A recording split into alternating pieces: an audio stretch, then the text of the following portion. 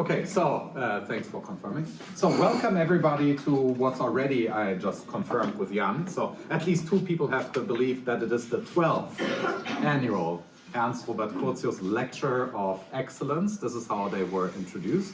For short, the Curtius Lecture. And it's a pleasure and honor to have Nigel Smith from Princeton University with us as today's Curtius lecturer. It's wonderful how we met in Stanford. We were both fellows at the Stanford Humanities Center. Nigel for an entire year, and I could only visit for a month. And then we ran into each other in the lovely garden of the Stanford Humanities Center and had a surprising chat about mysticism, various varieties of German mysticism and how they influence British modernity across the centuries. And this is how we started our conversation. And ever since it took many twists and turns, most recently when I visited Princeton to start talking about issues of shared concern. So Nigel is William and Annie Patton Foundation Professor of Ancient and Modern Literature at Princeton University. I think your main home still is the Department of English, though his overall interdisciplinary take makes him a member of many structures at Princeton, Renaissance Studies, the Humanities Council, etc., etc. Nigel is someone whose work is deeply interdisciplinary. I would say only a few things about you as a musician, though I think they matter, but that would be, we should have had like a jam session with Nigel, actually, in addition to today's talk. He moved to Princeton, oh, I see, it's that long ago, in 1999 from Oxford University. So he has been around in Princeton for quite a while and is arguably, among other things, I would say, probably the world's leading Milton scholar. And I particularly like, because I love this game of trying to figure out who's better in the art world, and he has written on, is Milton better than Shakespeare? So, and we just did is, Hitchcock better than David Lynch, and other things like that.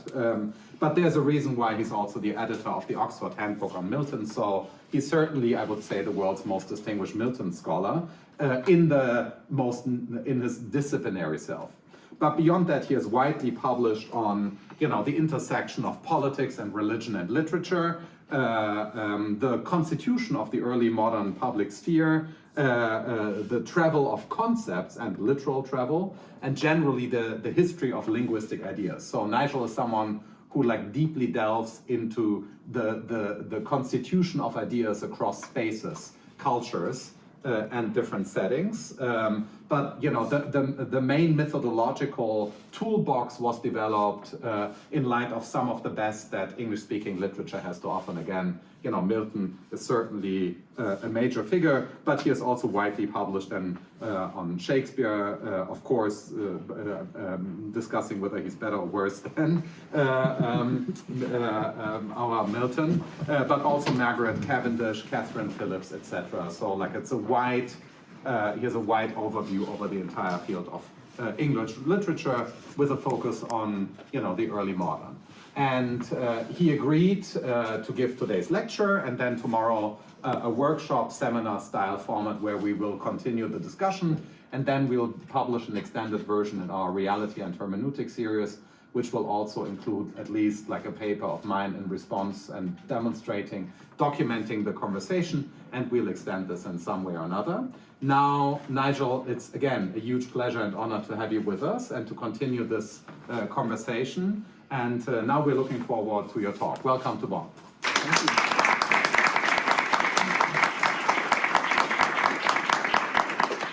Thank you very much for that very warm welcome. Can you all hear me? Can you hear my accent, which is still North London, spelled N-O-R-F, after 25 years in the US? I think I went too late for it to change. Okay, it's a little daunting to give this talk, which has Curtius's work very much as its centre in a philosophy institute. There's not a whole lot of philosophy in it, although as I think about the paper, with your philosophy, you'll be able to fill many gaps that become present as we work into it. But there certainly is philosophy in tomorrow's class.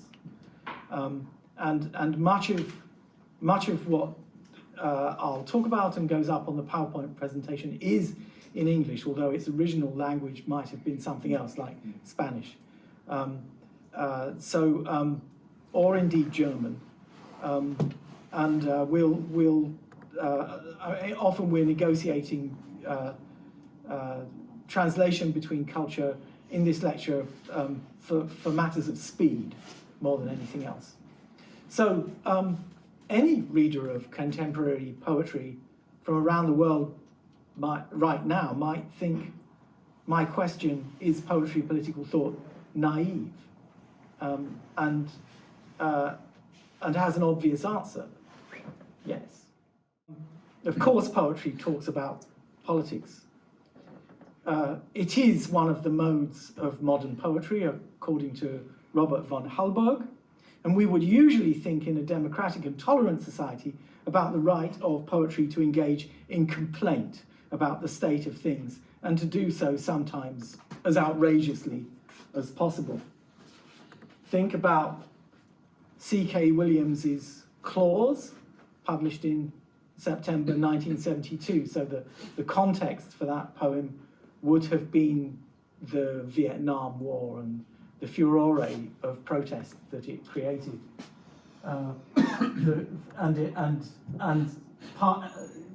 Translating it from part of Sanskrit literature, the claws of the mighty nation dabble the gore pools and wallow the muddy flesh of the horrible enemy. Human mouthfuls plucked like reeds, hearts plucked. The claws dancing in the torn chest like herons. May the mighty nation protect you.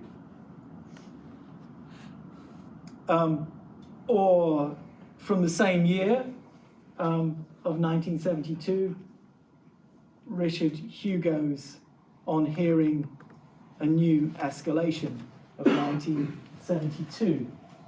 I'll just read a few lines. From time one, I've been reading Slaughter, seeing the same bewildered face of a child staring at nothing beside his dead mother in Egypt.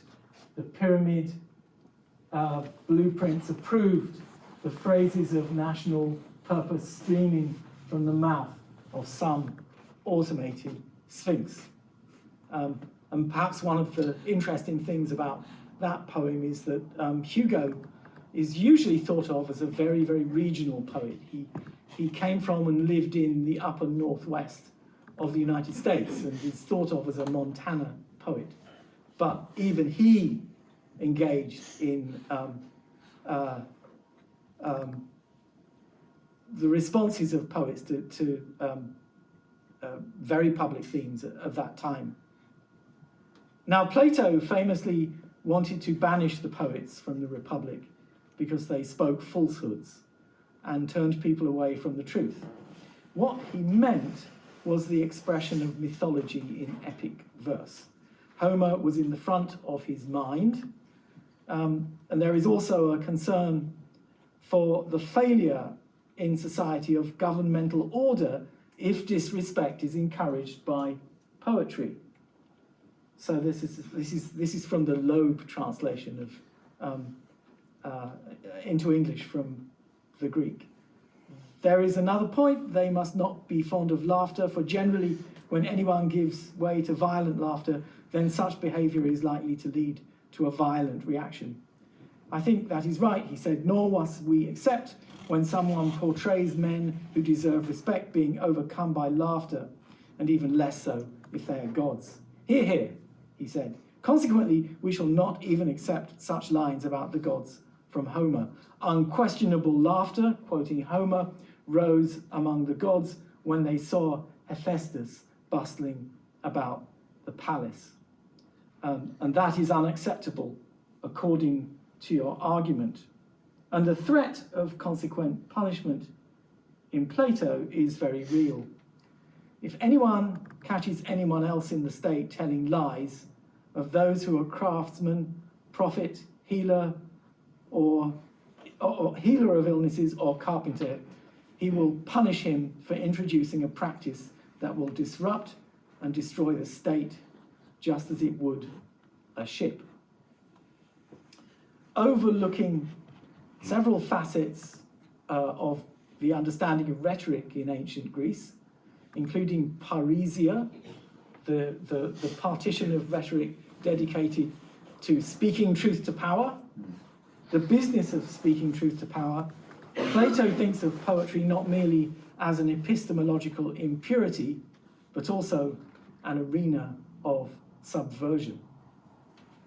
Now, I want to return to another ancient conception of poetry a bit later on, but first of all, it's worth dwelling with another ostensibly contrary tradition of poetics, that Vatic view that poets are seers or prophets, placed there as visionaries to see the truth and the future for a society. And in the English language, Percy Bysshe Shelley saw poets in this way as the unacknowledged legislators of mankind, an expansive view as he looked forward to a revolutionary transformation of society, even as his own poetry was indebted to a very accurate knowledge of Greek literature.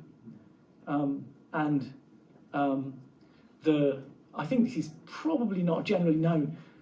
Shelley's first significant poem, Queen Mab, a long poetic narrative, in which he thought he could get his version of proto-socialism read by the children of elite people, actually became, in the print world, a working class text. And on the back of the poem is a series of commentaries in the form of annotations in which a kind of, dare I say it, vegetarian socialist utopia is elaborated. So that's Shelley literally fusing the worlds of poetry and controversial political thought. Friedrich Hölderlin engaged in a similar kind of difficult and atavistic poetics. I'm saying there is some, but not a complete overlap with Shelley. Seen by Heidegger as a unique engagement with the legacy of Greek literary endeavor, a special achievement in Hölderlin for the German people, an indication of a manifest destiny. And at another end of this continuum, we might consider Walt Whitman's verse of the later 19th century, because he claimed that it was an embodiment of American democracy. So here's a very famous Whitman poem. Center of equal daughters, equal sons, all alike endeared, grown, ungrown, young or old, strong, ample, fair, enduring, capable, rich, perennial with the earth, with freedom, law, and love, a grand, sane, towering, seated mother, chaired in the adamant of time. In all of this, poetry has always claimed an ethical priority, either to praise or to blame. And in our era, poetry's role is almost always focused on the latter, as we've seen in the poetry I've shown you. Perhaps the most well-known panegyric in English in the last 3 years was the US presidential inaugural poem read on the 20th of January 2021 by Amanda Gorman, called The Hill We Climb, which was immediately subject to a very considerable amount of critical commentary, much of which was disagreeing with other people's readings. The archive of early modern poetry contrasted panegyric and satire in equal measure. But of course, the former, panegyric, is far easier to find in the printed record than it is today. So I suppose, actually, to interject a sentence, I'm seeing a problem with the Romantic period in the way in which poetry does function politically, and I'm trying to find direction by going back to pre-Romantic poetics. And here as an example, so who has, raise your hand if you have heard of Georg Rodolph Veckerlin. Nay, no one. Okay, that's good. Okay. Weckerlin. Veckerlin of Stuttgart. I think he's just fallen asleep. Sorry? Oh, it's gone. No. What's it done? I think that's Veckerlin, yeah. Veckerlin. Veckerlin is a significant 17th century German poet. He was also, he made his career in England and was first of all a courtier and then a very important translator. America. Okay, this is a poem that Veckerlin published in 1618, and it's panegyric of Elizabeth of Bohemia, the daughter of King James VI and I, who married the Elector Friedrich of the Palatinate, and the King of Bohemia. So there's my English translation. But why don't you have a look at it in German? I'm too shy to read it in German in front of you. The subject is Elizabeth of Bohemia, daughter of James VI and I, wife of Frederick, Elector of Palatinate. As the focus of address shifts to English princesses now with Germanic domains, the Rhine replaces the Thames. In translation, the greatest ornament from England, but now the first in Germany. And there's a bit more. We are in fact hearing the style of the English poet Edmund Spenser in German. And as the poem proceeds, even another English poet, Michael Drayton's national poem of rivers, Polyolbion, of 1612 and 1622, did the Rhine once joyfully discuss her, Elizabeth, with the Neckar in this way. But the subject, and there we have there's an English translation, the subject of my lecture is not simply the two modes of praise and blame.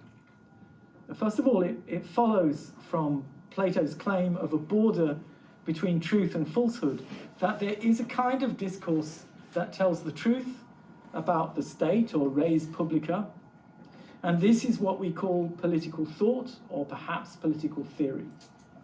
It is a mode of philosophy.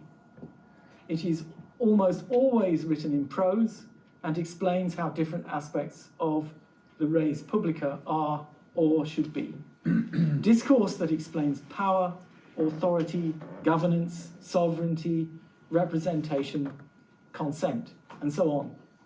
It might be in the form of an advice book, a procedural manual, a controversial work on a concept, or a legal document, or a formal description of a constitution.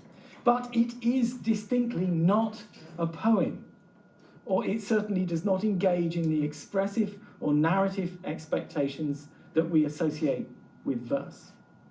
It is dry, conceptual, and without passion, even when raising ethical questions.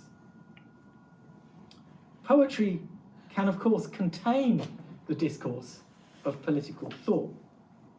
And so I give you, so I'm going to talk a bit about Andrew Marvell's poem, An Horatian Ode upon Cromwell's Return from Ireland. I've worked a lot on Andrew Marvell, so he's hard for me to get away from. Has anyone read this poem? Okay, some people have read it. Okay. And in this poem, there is allusion to and instrumentalization of many different facets of theoretical and controversial discourse in its moment of time. The precise English translations in an edition of 1638 of terms from Machiavelli's Il Principio are deployed in one stanza, where Oliver Cromwell is represented by Marvell as a Machiavellian prince, so that he could, by industrious valour, climb to ruin the great work of time and cast the kingdom old into another mould. Industrious is English for industria, and valour is a kind of English chivalric translation of virtu, key Machiavellian term. In a poem famous for its balanced equivocation, Oliver Cromwell is presented as Machiavellian prince. More than this, however, I contend that there was for some early modernists and critical theorists, at the very least, a way of understanding political work that was done by poetry, an understanding that we have largely lost. It was related to other kinds of extant political discourse, yet understood to be distinct from them. So I'm not just interested in the deployment of vocabulary from political thought or political theory poetically in the example that you've just seen, but something more than that. The techniques of political analysis that predate the ages of Enlightenment, empire, and nationalism are to do with dramatic juxtaposition and comparison of proportioned objects and people. That's how the word work of poetry happens. The advantageousness of such raison d'etat thought has for long been noticed, but seldom applied. Authors like Giovanni Botero, the technocrat in the service of Felipe IV of Spain, the philosopher-historian Virgilio Malvezzi, and the satirist come analyst of power Traiano Boccolini, all much discussed and deployed by the English Republican theorist James Harrington, but also widely disseminated and translated throughout 17th century Europe. And all in different ways are heirs of Machiavelli. And to them we can now add admiration, an admiration for the idea of sharp comparisons. And this comes to us from the Spanish Jesuit author Baltasar Gracián in his Arte de Ingenio Tratado de la Agudeza, greatly expanded as Agudeza y Arte de Ingenio of 1648. Seen recently by Annabel Brett as a suitable artistic political discourse to explain the acute imagery of Marvell's Horatian Ode that I've just quoted. It is closely connected to Italian Agudeza, in which there is another debate, about which there is another debate, but a closely connected one to the one that surrounds Gracián. Agudeza means acuity. Do we have the definitions? We do. Acuity, sharpness, and it immediately associates with a pun in the Horatian Ode from line 60 on axes, achies, and I think we have that. Yeah. So this is Marvell describing the execution of King Charles I, the point at which the English Revolution, so to speak, was enacted, and the creation of a republic followed. So he nothing common did or mean. Upon that memorable scene, he is the king, about to lose his head. But with his keener eye, the axe's edge did try. And if you know Latin, you can see the pun on acies, which is delicious, because it means both blade and keen-sighted. The king looks at the instrument that's going to end his life and his office, or his participation in the office, and he understands the significance of history. And boy, is it sharp, as it were. There's a sort of element of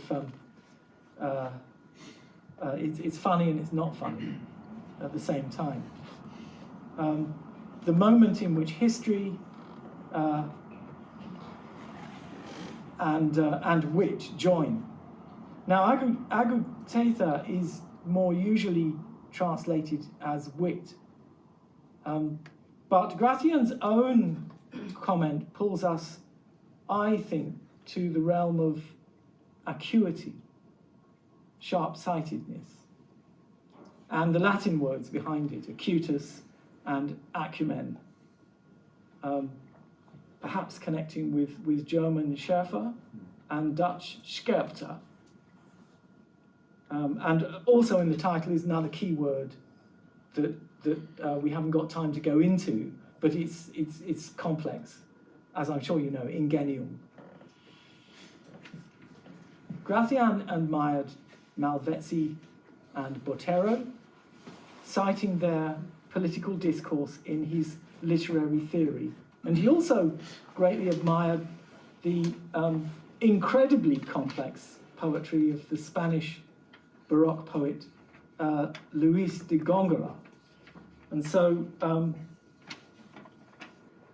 he uses, as you can see in this, it's difficult to translate Gratian into English, but he's using some examples of Góngora's verse to explain how political poetry is to be written. With the variety of the times, past and present, come circumstances and effects which become the basis of contrariety. Don Luis de Góngora dealt with it in that particular song of his, twice royal, for his subject, who is the martyr Prince Goth. The martyr Prince Goth is Felipe IV, and for the majesty of his composition. Today is the sacred, blissful day in which the great metropolis of Spain, who did not want you king, adores you as holy. Later, Prince Martyr, whose sacred temples not yet impeded by a royal crown, the sword honoured of the perfidious Arian, whose hand in the sceptre you allow, but not in the laurel which you hold. This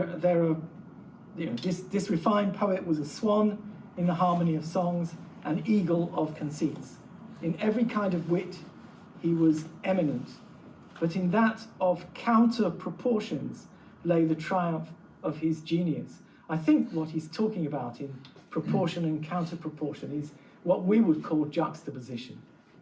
It's the juxtaposition within the metered lines of poetry. And I think he understands the prosody involved in Góngora's work, but he's not talking about that explicitly. The statements in the verse set up contrasting perspectives by which we understand the political valencies of the king's office and his role, and his relationship as a protector of religion. So it is a form of education, and also, I think, of commentary. And the vast majority of writing about Gratian ignores this political dimension. And among major commentators on the Baroque, especially Mario Praz, in his study of the Baroque and Baroque poetry of 1934. After him, but I think independently, Curtius, we arrive at a Curtius moment, also noticed Gratian numerous times in, I'll say it in English, European literature in the Latin Middle Ages, the masterwork that, along with Auerbach's Mimesis, kickstarts comparative literature. It certainly kickstarts it in the Anglo-Saxon world. There is no more influential book in the making of the discipline of comparative literary study. So after him, but independently, Curtius noted Gratian numerous times in European literature in the Latin Middle Ages, and even devoted to the Jesuit a 7-page section. I mean, anyone getting more than 3 pages in Curtius is a major achievement. And Curtius gives us his crucial understanding of Gratian.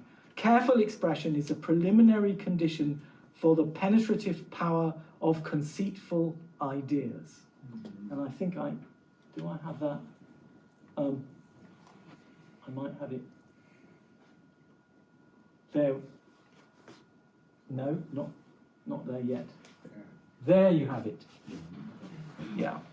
The equally important relationship between ingenio and iussio, judgment or disposition, is also explained, together with the fact that Gratian argues that the ancients had no conception of agudatha, even if ancient literature was full of examples of it, and had, of course, had the words acutus and acumen.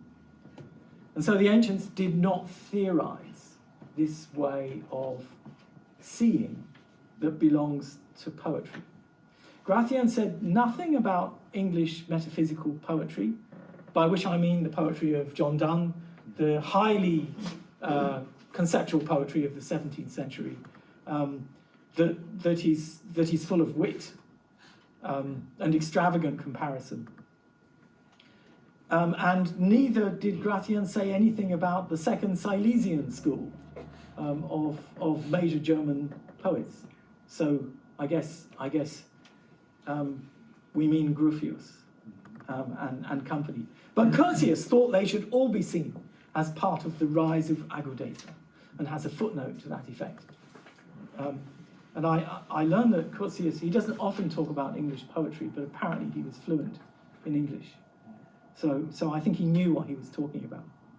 Yet still, for in Curtius's text, and above all, there is no mention of the political, anything beyond the claims of court poets to praise princes, or, for instance, to praise cities.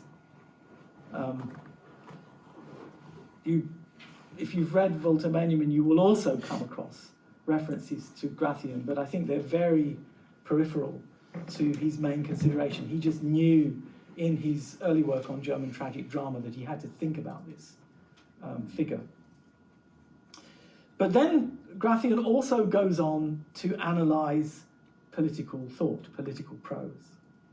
And of Boccolini's satire, I ragguagli di Parnasso, he writes, from many combined crises, a pleasant satirical discourse is made, and correspondence between the subjects of censorship is formed. The judicious Traiano Boccolini has many well received. Among all, the one in which Apollo is asked to order El Galateo Cortisano to be placed among the select books of his immortal library, and His Majesty consults the princes and republics on the case, was most seasoned. It is ingeniously discussed. In Boccolini's symbolic satire, Apollo is any authoritarian or absolute monarchical figure, or even a religious figure, and so this is meant to be worthy of laughter. And he continues praising political allegory. The main use then of this mode of acuity is a censorship extraordinary. I think you could also use judgment as well as censorship, born from a relevant trial. It was strange in these crises, Boccolini, and among all, that of the general reform of the universe. I'm sorry, there it is. That of the general reform of the universe committed to the 7 wise men of Greece and other Latin philosophers. Thales Milesius said that so much disorder arose from common deception, and so the remedy was to make the window of the human chest. 8 days were given to clean the interiors. At the end of them, it was known that this was in favor of only 4 ignorant people, since the others, after 2 days of dealing with the man, the most fake, know how to penetrate him to the very core, and thus that opinion was discarded. What Gratian is doing is finding a kind of poetry or poetic principles, in this case, satirical allegory, at work in what he regards as political writing. Social division is at the heart of Boccolini's vision as well. Solon represented being born from the inequality of temporal goods, with which the powerful oppress the poor and the poor hate them, that the partition of the world be made again. Gratian rates even Boccolini above Petrarch and Dante in respect of political discourse, seasoning the selectness of politics and the spiciness of satire with the ingenuity of invention and the sweetness of variety. Although the style is quite diffuse for such intense wit. The continuity with the idea of density of discourse in prose as well as poetry is evident in this praise of Malvezzi. In another genre, Romulus and Tarquin, that's a work by Malvezzi, in the depth, in the concision, in the sentence it leaves behind many poems, and of whom it can be truly said that nihil molitur inepte, because he has no word that does not contain a soul. Everything is liveliness and spirit. But telling the truth is dangerous, so that often silence is preferred or necessary. And he has a way of discussing silence as the style of a wise historian. Writing history as it seems is epic, but as it truly is satire, says Gratian. But nonetheless, with Malvezzi, his mode teaches more than it delights. Each clause contains a soul, which is why it requires close attention. It exceeds the cultured style because what the latter puts it in acuity, that in depth. So, for Gratian, poetry is political thought, and political thought is a kind of poetry. They feed into one another, and both the tools of poetry, prosody, the work of metaphor, and the tools of rhetoric play a key role in both. They are part of a continuum, as opposed to the flexible view of the 20th century British conservative political philosopher Michael Oakeshott, who thought that poetry was the necessary field of relief for the demands of rational discourse. Poetry served the imagination and was needed in a conjunct way with rational political discourse. And he said this in a very famous essay, The Voice of Poetry in the Conversation of Mankind, of 1958. I don't know if Oakeshott is read in Germany. Yes? Yes. He's usually... he did a famous edition of Hobbes, which was the best edition of Leviathan for many years. He's usually thought to be the ideological, philosophical reservoir of Margaret Thatcher's Conservative Party, although I think there's a revision going on. His parents were Fabian socialists, and he's being seen as more of an idealist, and more linked, actually, to German philosophy than had appeared to be the case. But that's by the way, and another issue. So now we come to a second move. Am I doing okay on that? Are you with me? Yeah. You're okay? Yeah. Good. All right. So what I've done so far is actually put Curtius into a rather crucial point of near revelation in the uncovering of what Baroque poetry had to say and how it worked. And it was, of course, in history, the methods of Baroque poetry were discarded in the Romantic period. So the second matter concerns consumption. Who read these poems? Who reads political poetry? Much early modern panegyric was written as presentation poetry to please princes or corporations, and its first life concerns very restricted bodies of people.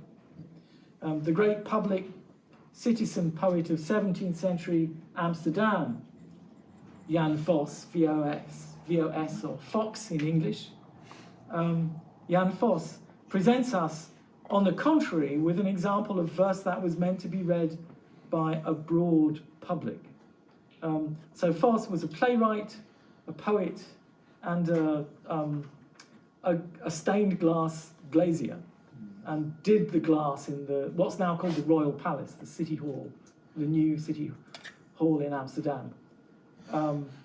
And he earned a living by, well, if you gave him a meal, a hot meal, he would write you a poem, which then became a desirable commodity, and you framed it and put it on your wall.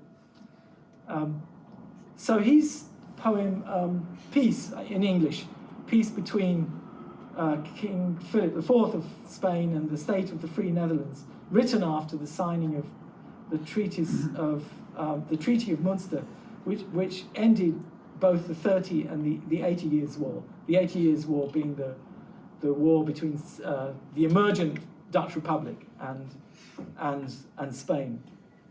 And there's a lot of Dutch coming up in this bit of the lecture. It's not that far from here. So it's, yeah, okay. Right. So the ambition of the poem is immediately striking. There might be a conventional description of war, but we're also given a vivid picture of the full benefits of peace. The very large geographical scope is remarkable.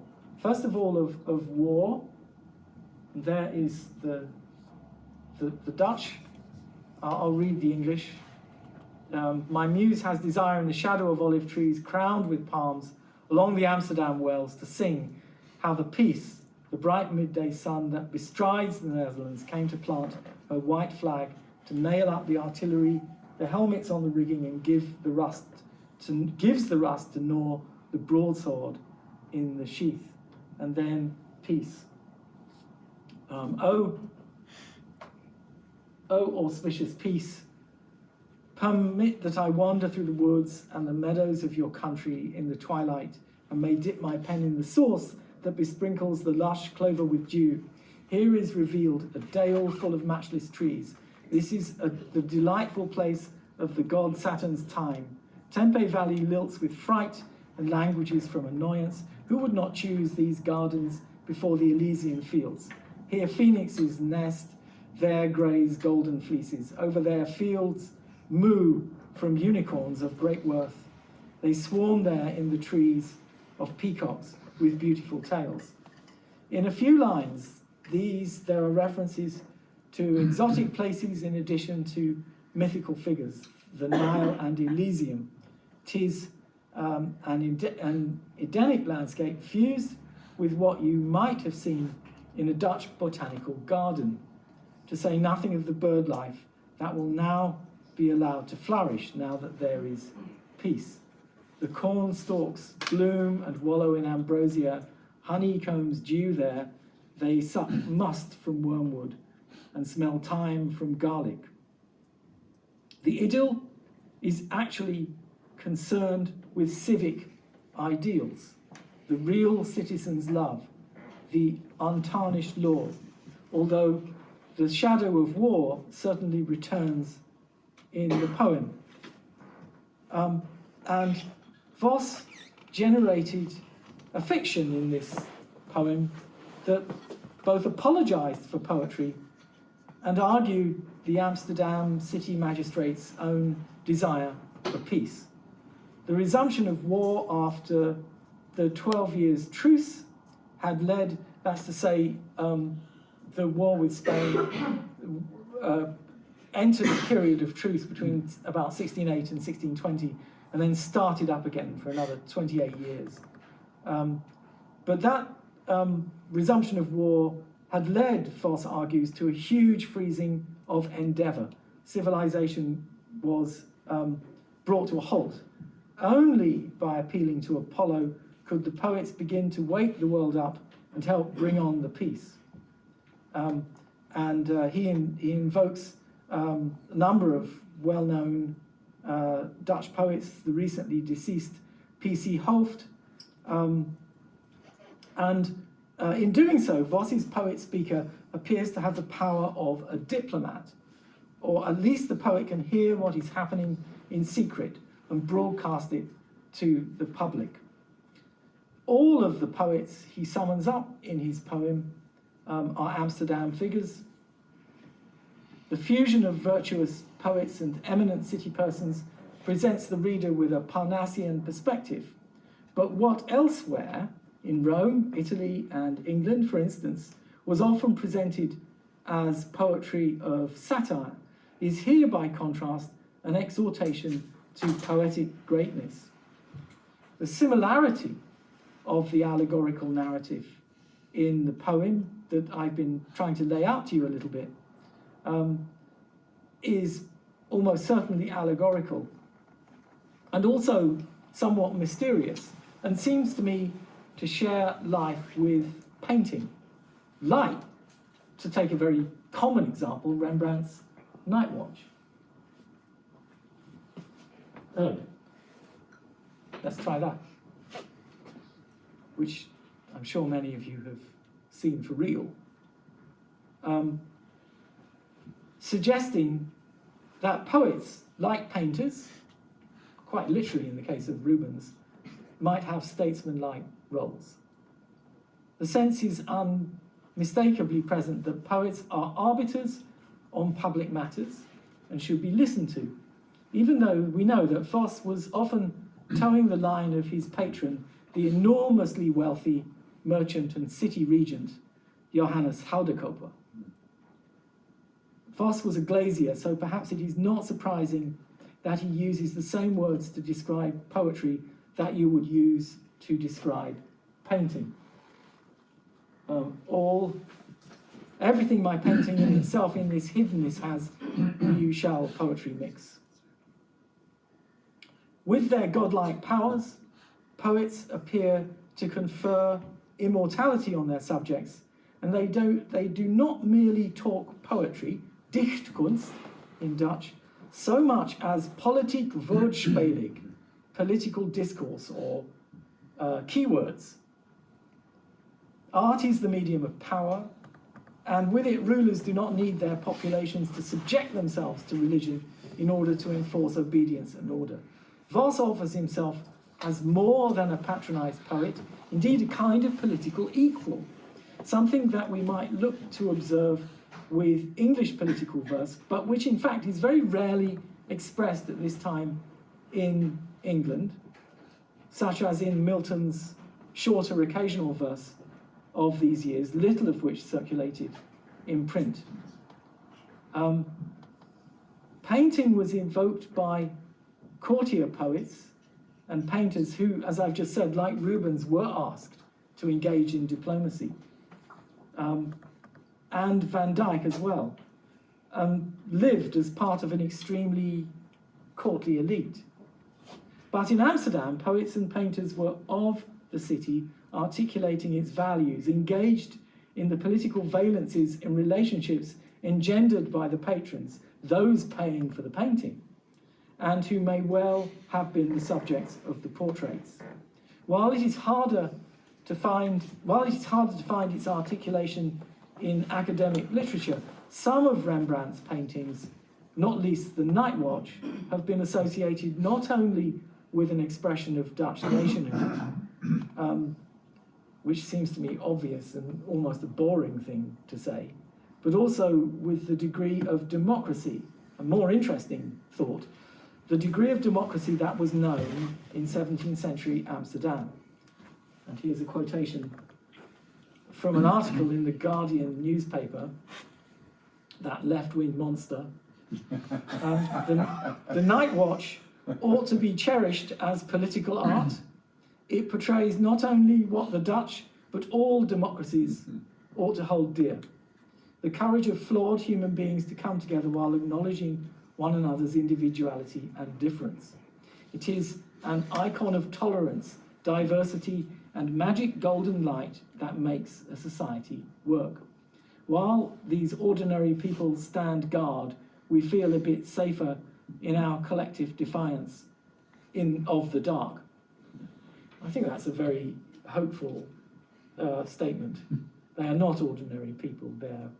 They're men on the make in 17th century Amsterdam. So that sounds rather rosy, but it's not entirely an impermissible distortion. In the Amsterdam context, we can be aware that through patronage relationships, sums of money, smaller or larger, were changing hands and influencing expressed viewpoints in publications, even as Voss was offering a view of international politics or Rembrandt was selling paintings. But the point is poetry and painting in a public sphere in which there's a street of many directions of viewpoint, and in which both the poems and the paintings are expressing the representation of a public sphere. So here we have a poet well loved in his community, highly esteemed as a poet. He produced, as a playwright, he produced the most popular tragedy in the history of the Dutch Republic, Titus and Aaron, which it was to some extent indebted to Shakespeare's Titus and Andronicus, an unforgivably violent, nasty play, which people often refuse to perform today, but it was extremely popular. So I think he was picking up something in his own community, and he was also a Roman Catholic in the Dutch Republic, so practicing worship secretly, but acknowledged to have one of the best voices for expressing a public vision, and whose poetry was widely admired for it. In the examples quoted and discussed above, he connects pastoral with peace, and he's trying to get you to imagine Amsterdam grachten, canals, as Elysian fields. The contrast would be with Andrew Marvell, where pastoral is either an entirely separate and remote place, or, as in his very important political satire, The Last Instructions to a Painter, a war zone. As so often with Marvell, we are at or near the sea, as I'll show you, this time not by the Humber estuary in the north of the country from where he came, but in the south, in Kent, on the River Medway, which is a tributary to the Thames. And The Last Instructions details in the June 1667 Dutch raid on the Royal Navy, most of which was moored in the River Medway, and a small squadron of adventurous Dutchmen broke the defensive chain across the Medway, sailed in, towed most of the ships out into the middle of the Thames and scuppered them, and thereby ended the Second Anglo-Dutch War, very, very quickly at little cost, because the English had nothing to fight with. And Marvell's poem is on the one hand a castigation of the hopelessness of the English political system and its political military efficiency, and at the same time it's kind of a praise of the Dutch in a backhanded way. And in that sense, as I hope to show you, it's a very powerful form of political thought. Our wretched ships within their fate attend, and all our hopes now on frail chain depend. Engines so slight to guard us from the sea, it fitter seemed to captivate a flea. And you might even think that because flea rhymes with sea, he's gone for that word. But that would be the wrong thought. So a Dutch naval squadron has detached itself from the bigger fleet that remained in the Thames and is about to capture or destroy most of the Royal Navy. The microscope effect of mentioning fleas is nice, connecting to Robert Hooke's Micrographia, the first text in English to discuss the work of the microscope, published in 1665, and a creative resource elsewhere in the poem. And in the poem's envoi, the last few lines, is a clear reference to Emmanuel Tesaro's poetic treatise, The Aristotelian Telescope, in which he argues, in a reply, as it happens, to Gratian, that poetry actually does the work of the telescope. It can do it. And he even suggests that there's nothing new about telescopes.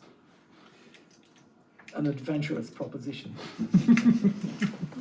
But the reference to the first line here is what really interests me more. It is the fate of the English ships to be lost, their destiny, because this time necessity is driving the Dutch.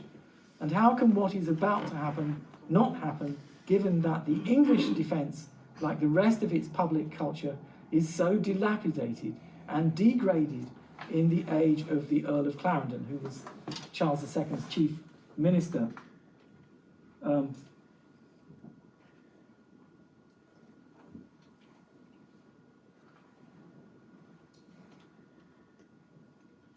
No, I appear to have lost. Okay, I'll read it to you. It's gone missing. A skipper rude shocks it without respect, filling his sails more forced to recollect. The English from shore, the iron deaf invoke for its last aid. Hold chain, or we are broke. But with her sailing weight, the Holland keel, snapping the brittle links, does thorough reel. I am struck by the image of the forlorn English collectively calling from the riverbank, hold chain, or we are broke. The focus of attention for the reader is on the very site of brittle and vulnerable defence, the physical line of restraint that will be broken, but for a little longer it is not. That image of the people on the bank looking at the chain, which the viewers of the poem shares, is of course the moment of acuity, or the moment of looking through the telescope, through some distance at which you see the thing on which everything hangs and matters. I'm aware that I should, having spoken for nearly an hour, come to a conclusion.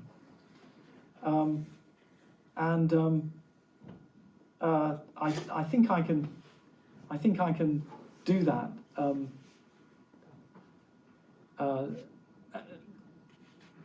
There's some more to come, but I think we've reached a point where we should stop and do some questions.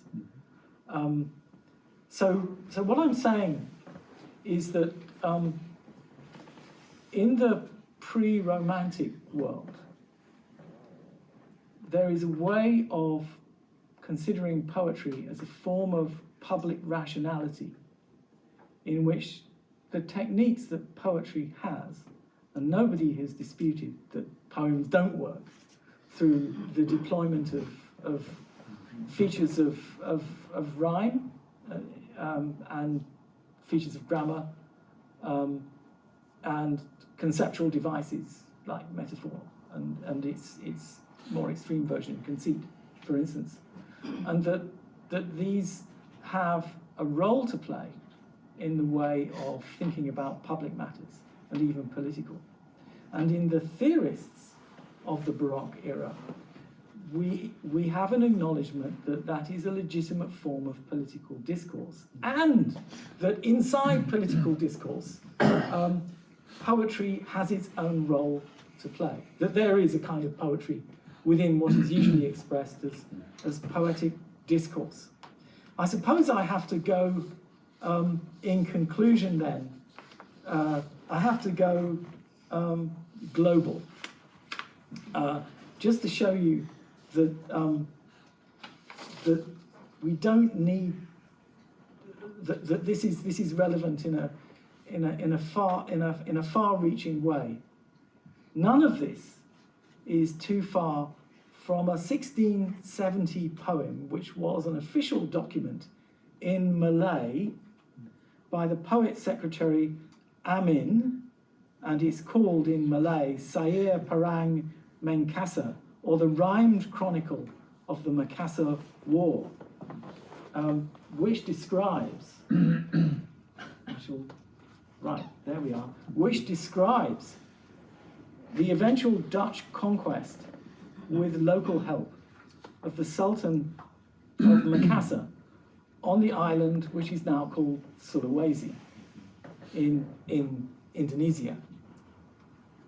So in an English translation, the fiendish Dutch, in their cunning way, sent a small rowing boat to fetch their envoy. We made him embark on the Garasi landing stage so that his filth shouldn't splatter about all over the place. When he arrived close to the gangway, he went on board to see the renegade commander. Raising his hat, he transmitted the message saying that Makassar would not agree to the Dutch terms. The admiral, as fierce as ever, said, "Have their envoy sent back. We must begin the bombardment now. I wonder how Bhutan is faring." Now, this poem was read aloud to audiences and was not merely a court document. It belonged to what should be called the trans-Indian public sphere, a realm defined by the power of South, Southeast and East Asia and their progressive contact with the present European nations, especially the Portuguese and the Dutch. The Dutch were allied with the Bugis and the Bhutanese and had help, perhaps mercenaries from Ambon and elsewhere in the Moluccas. The English merchants named in the poem as allies of the Macquaries were very possibly, or had very possibly been assimilated into their community. And Sufang Ung notes the assimilation of Arabic, Dutch, and possibly also English vocabulary into the poem's Malay. However, Malay was not the language of Makassar, but a regional lingua franca, setting the likely boundaries of its engagement. So the poem should not be seen as completely divorced from literature from Amsterdam that might have circulated amongst Dutch and English merchants in Southeast Asia. And as we shall see, there are interrelated rhetorical and poetic configurations. The poetry of Voss and Amin makes possible and Marvell makes possible profoundly reflective thought on international and indeed intercontinental interaction, the beginnings of a global as well as a political aesthetic. And later on in the poem, the imagery of action focuses around, wait for it, a blade, this time in the form of the kris, what we all know today as the dagger that Indonesian men, of course, carry with them. So there is a history and an understanding of poetry not merely as a form of complaint or of praise, but as something that in and of itself, by the kinds of thinking that poetry can do, has a constitutive, formative, and informative role in what we call political thought, and that we've got something to learn also when we realize that political thought, when it's expressed in words, is also a kind of poetry. Thank you.